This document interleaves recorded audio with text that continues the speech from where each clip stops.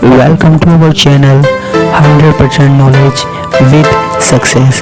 Video देखने से पहले चैनल को सब्सक्राइब कीजिए और बेल आइकॉन दबाइए।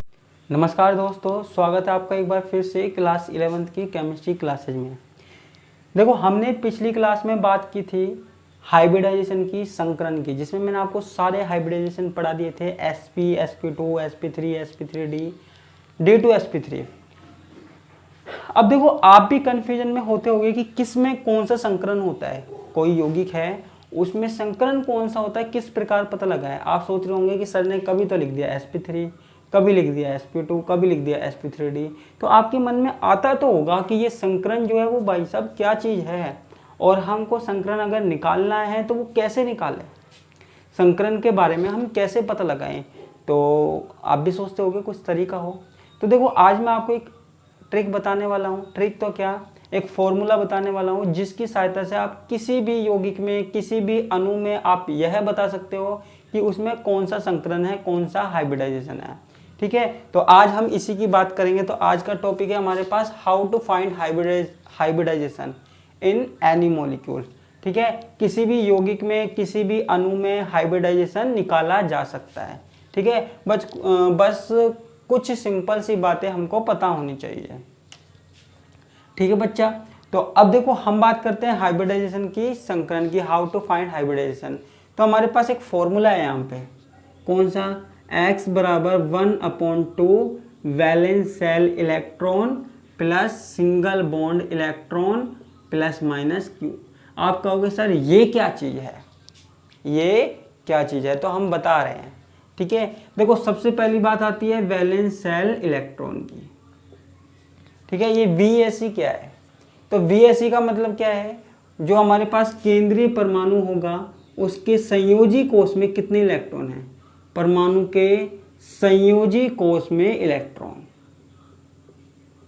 जिसका हम संकरण निकाल रहे हैं ना, उसके संयोजी कोष में कितने इलेक्ट्रॉन होते हैं, वो है हमारे पास valence shell electron. For example, जैसे हमारे पास कार्बन है, कार्बन का इलेक्ट्रॉनिक विन्यास क्या होता है, 1s2 2s2 2p2। तो यहाँ पे हमारे पास संयोजी कोष में कितने इलेक्ट्रॉन होते हैं, 4। तो इसी की बात कर रहे हैं। ठीक है, अब हमारे पास बात आती है सिंगल बॉन्ड इलेक्ट्रॉन की। ठीक है, यानी कि आप ये लगा लीजिए, सिंगल बॉन्ड एटम लगा लीजिए, है ना। सिंगल बॉन्ड इलेक्ट्रॉन की जगह आप ए कर लीजिए, से कंफ्यूज जाओगे नहीं तो।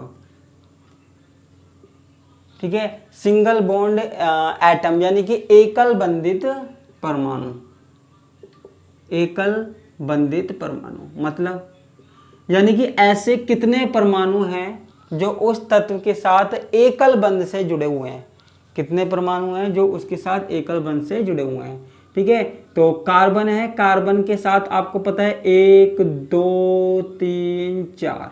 ठीक है, 4 सिंगल बॉन्ड है, कितने हैं, 4 सिंगल बॉन्ड है। अच्छा, साथ साथ रखते हुए और चलते हैं हम, x बराबर 1/2, ये फॉर्मूला हम साथ साथ CH4 के लिए रखते हुए चलते हैं, है ना। फिर हम और अलग अलग कंपाउंड्स के बारे में पढ़ेंगे, अभी हम पढ़ते हैं केवल CH4 के लिए। 1/2।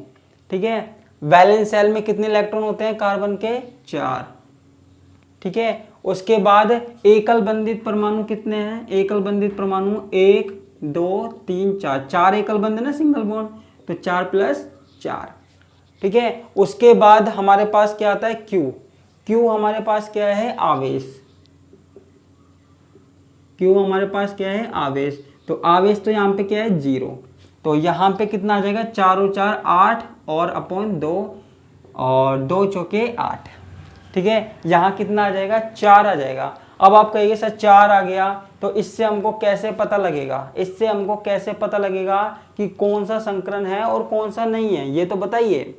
तो हम बता रहे हैं, देखो अगर हमारे पास x की वैल्यू, अगर हमारे पास x की वैल्यू 2 आती है, अगर हमारे पास x की वैल्यू 2 आती है, यदि यहाँ पे अगर 2 आता तो मान लेते हैं यहाँ पे sp संकरण।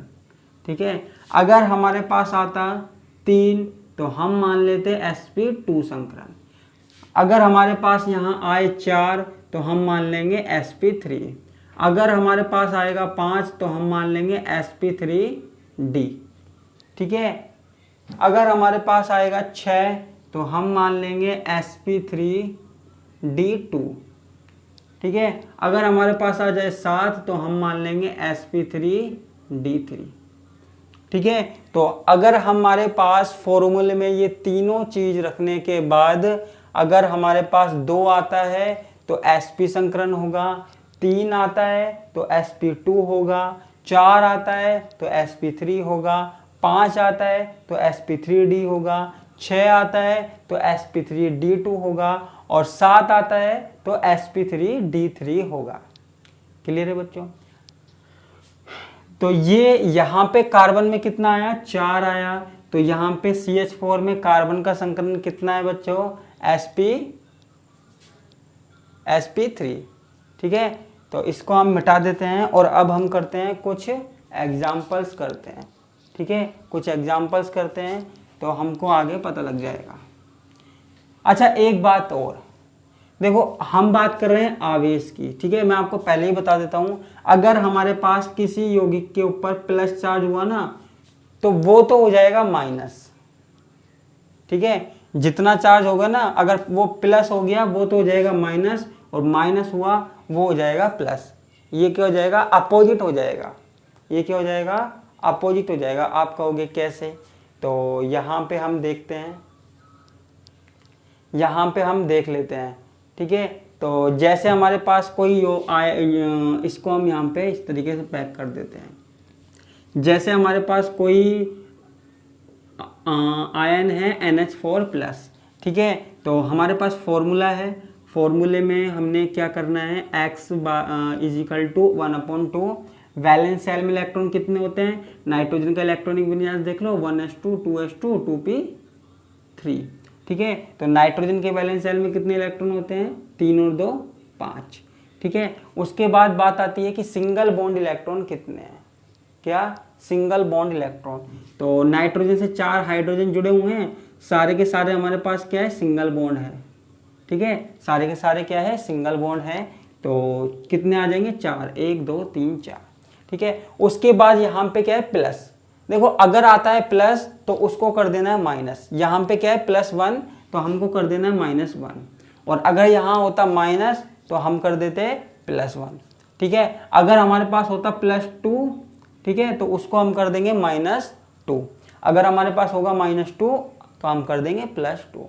ठीक है, तो हमको इसका अपोजिट करना है, आपको इतनी सी बात याद रखनी है। तो अब हमारे पास देखो 5 और 4 9, 9 में से गए तो 8, 8/2। ठीक है, 8/2। और यहाँ पे कितना आ गया, 4, और 4 में हमारे पास कौन सा यहाँ पे हाइब्रिडाइजेशन होगा बच्चों, 4 है, तो हमारे पास क्या होगा, sp3।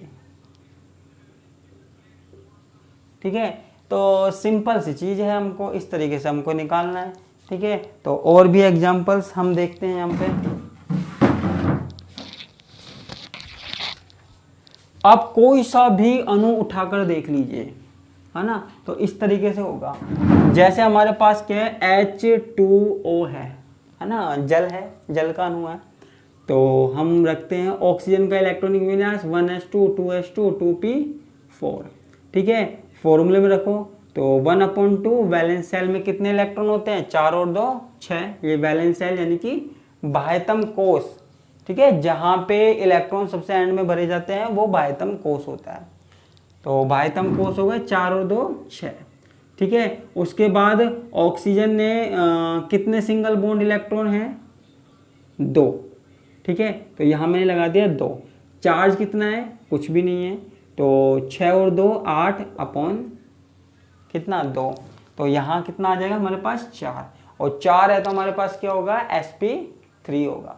क्या होगा बच्चों, sp3 होगा। ठीक है, क्लियर है। तो यहाँ पे हम किसी भी अणु का निकाल सकते हैं, किसी भी अणु का, जिसका मन में आओ उसका निकाल दो। ठीक है, तो यहाँ पे और निकालते हैं हम।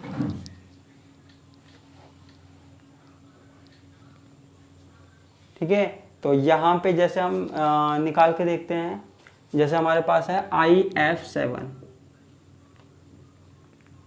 ठीक है, IF7 आयोडीन और 7 फ्लोरीन। अब देखो आयोडीन यहाँ पे हमारे पास क्या है, केंद्रीय परमाणु है। सबसे पहले तो आप आयोडीन का देख लीजिए, ठीक है। आयोडीन का देखते हैं तो आयोडीन का जो आउटर सेल का इलेक्ट्रॉनिक विन्यास होता है वो होता है H2P5, ठीक है। देखो जो फ्लोरीन का होता है ना वही हमारे पास ब्रोमीन, क्लोरीन, आयोडीन सबका होता है। तो सबसे ऊपर वाले फ्लोरीन का आप देख लीजिए तो सबका एक जैसा ही होगा। तो इसके लास्ट में कितने होते हैं, 7 होते हैं, ठीक है। अगर हम फॉर्मूले में रखें तो 1/2, 5 और 2 7, ठीक है। आयोडीन ने कितने बॉन्ड बना रखे हैं, 7 बना रखे हैं, ठीक है।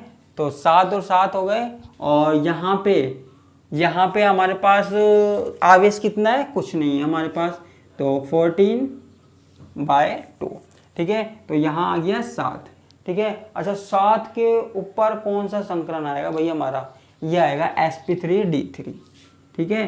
तो यहाँ हमारे पास कौन सा संकरण आ जाएगा, sp3d3। मैंने आपको करवाया नहीं लेकिन कोई दिक्कत वाली बात नहीं है, आगे हमारे पास बात चलती रहेगी sp3d3 की भी, ठीक है। तो ऐसा कोई ज़रूरी नहीं है, संकरण ज़्यादातर जो आपके पास आते हैं वो sp3d2 तक आते हैं, है ना, या d2sp3 तक आते हैं। तो इसकी बात भी हमारे पास चलती रहेगी, आगे बहुत बार आएगी पूरी बुक में, ठीक है। बार बार हमको इनको पढ़ना है ना। तो ज़्यादा बड़ा करना नहीं था मुझे, इसलिए नहीं बताया मैंने आपको, तो कोई दिक्कत वाली बात नहीं है। IF7 हो गया हमारे पास, ठीक है। तो अब मैं आपको क्या करता हूँ, कुछ एग्जाम्पल्स देना चाहता हूँ मैं चाहता हूँ कि आप करो, ठीक है। तो यहाँ पे मैं आपको कुछ एग्जाम्पल्स दे रहा हूँ, लिख देते हैं। तो जैसे हमारे पास क्या है SF6, मैं चाहता हूँ कि आप खुद करके दिखाओ मुझे और बताओ कि इनमें कौन सा हाइब्रिडाइजेशन होता है, कौन सा संकरण होता है, ठीक है। तो यहाँ पे SF6 BrF5, ठीक है, और क्या XCF4, किसी में भी हो सकता है भैया संकरण, किसी में भी हो सकता है। देखो इसके जितने ज़्यादा एग्जाम्पल कर सको ना आप उतने ही अच्छा है, ठीक है। जितने ज़्यादा एग्जाम्पल हो, नहीं हो तो मुझको बताना, मैं आपको करवाऊंगा, ठीक है। लेकिन जितने भी आप कर सको आप करना, ठीक है। मैंने इसलिए आपको क्या करवाया है, एक क्लास इसी के लिए मैंने खर्च की है।